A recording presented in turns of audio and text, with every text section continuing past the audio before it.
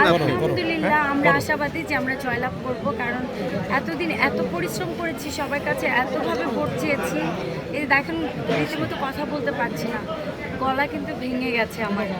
So যখন আমার panel জয়লাভ কি কারণে আপনি যদি বলতেন, কি কারণে আপনাদের সমিতির সদস্যরা ভোট দিবেন?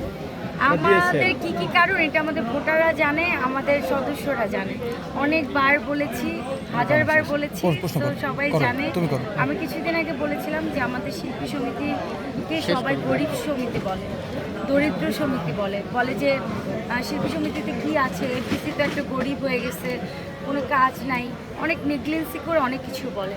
তো আমরা এটা খুবই লজ্জিত হই যে শিল্পীদেরকে নিয়ে এইভাবে মানুষ কথা বলে। আমরা আসলে চাই যে আমাদের এই জিনিসটা থেকে বের হয়ে আসতে, একটা স্মার্টলি আমরা যারা আছি ইয়াং জেনারেশন, আমরা স্মার্টলি এটাকে হ্যান্ডেল করতে চাই, স্মার্টলি শিল্পী সমিতিটাকে সুন্দর করে সাজাতে চাই।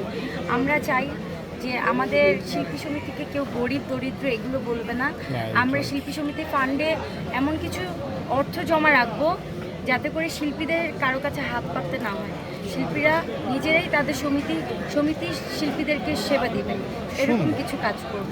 তো এখানে আমি যদি একা পাস করি আমি কিন্তু কিছুই করতে পারবো না। আমার সমিতির প্রেসিডেন্ট হচ্ছে শিবা শানু, সেক্রেটারি হচ্ছে জয় চৌধুরী। আমার প্রেসিডেন্ট সেক্রেটারিকে ছাড়া আমি একা কিন্তু কিছু করতে পারবো না, কারণ আমি কোনো পদে নাই, আমি ইসি মেম্বার। সো আমার সমিতির জন্য আমি দোয়া চাই সবার কাছে।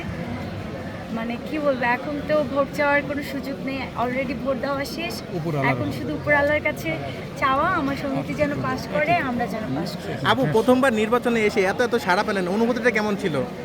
অনুভূতি তো চমৎকার, কারণ আমি ফার্স্ট টাইম নির্বাচন করেছি, ফার্স্ট টাইম আমি অনেক সাড়া পেয়েছি, আমার ভোটাররা আমাকে অনেক ভালোবাসে।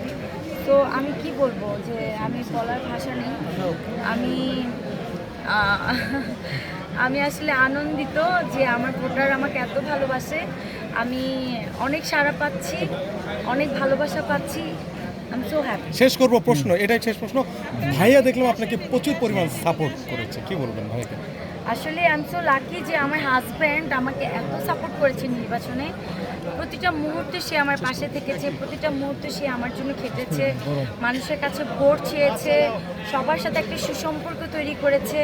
সবাই পরিবার থেকে কিন্তু এই সাপোর্টটা আসে না, বা আমার শ্বশুরবাড়ি থেকে আমার শ্বশুর শাশুড়ি সবাই চেয়েছে আমি যেন নির্বাচনে পাশ করি। তারা আমার শাশুড়ি নামাজ পড়ে আমার জন্য দোয়া করেছে, আমার আম্মু নামাজ পড়ে আমার জন্য দোয়া করেছে, আমার শ্বশুর নামাজ পড়ে আমার জন্য দোয়া করেছে। মানে